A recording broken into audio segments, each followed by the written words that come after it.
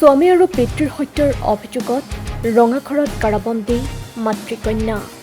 পত্নী আৰু কন্যাৰ হাতত প্ৰাণ হেৰুওৱা উত্তম গগৈৰ আজি আদ্যশ্ৰাদ্ধ।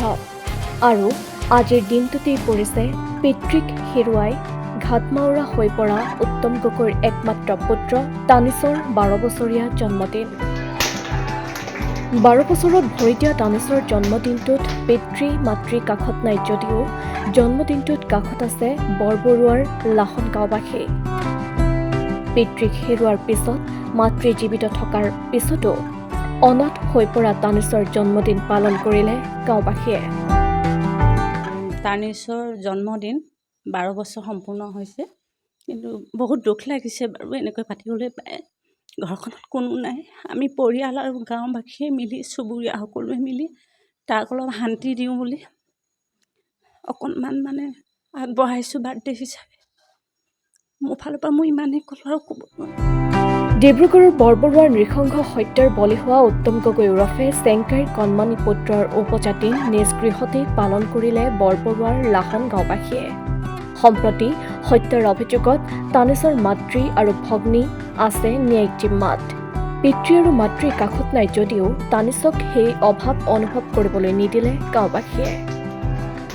পিতৃক হেৰুৱাৰ দুখৰ মাজতো কিশোৰটিৰ মনত কিঞ্চিত সুখ অনুভৱ কৰাবলৈকে সম্পূৰ্ণৰূপে উৰুঙা হৈ পৰা ঘৰখনতে কেক কাটি গাঁওবাসীয়ে উদযাপন কৰিলে তানিছৰ 12 বছৰীয়া জন্মদিন।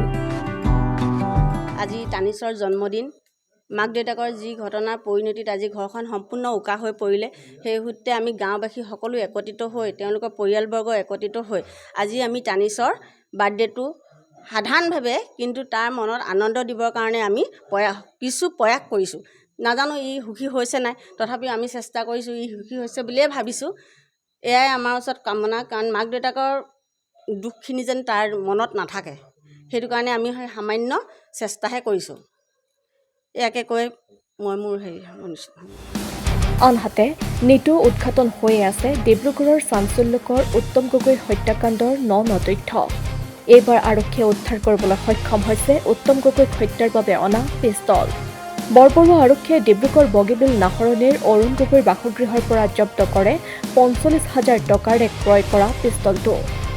অৰুণ গগৈৰ বাসগৃহত পুতি থোৱা অৱস্থাত আৰক্ষীয়ে উদ্ধাৰ কৰে পিষ্টলটো। পূৰ্বতে চাৰিজাই সজীৱ গুলী উদ্ধাৰ হৈছিল যদিও পিষ্টলটো উদ্ধাৰ কৰিবলৈ সক্ষম হোৱা নাছিল আৰক্ষী। উত্তম গগৈৰ পত্নী ববী সোণোৱাল আৰু কন্যাৰ প্ৰেমিক দীপজ্যোতি বুঢ়াগোহাঁই আৰু চুপাৰী কিলাৰ গৌৰাংগ পাত্ৰসহ কন্যা নৱমল্লিকাক গ্ৰেপ্তাৰ কৰি তদন্ত অব্যাহত ৰাখিছে আৰক্ষীয়ে। ডিব্ৰুগড়ৰ পৰা কৰুণা ফুকনৰ ৰিপৰ্ট, নেশ্যন এনি।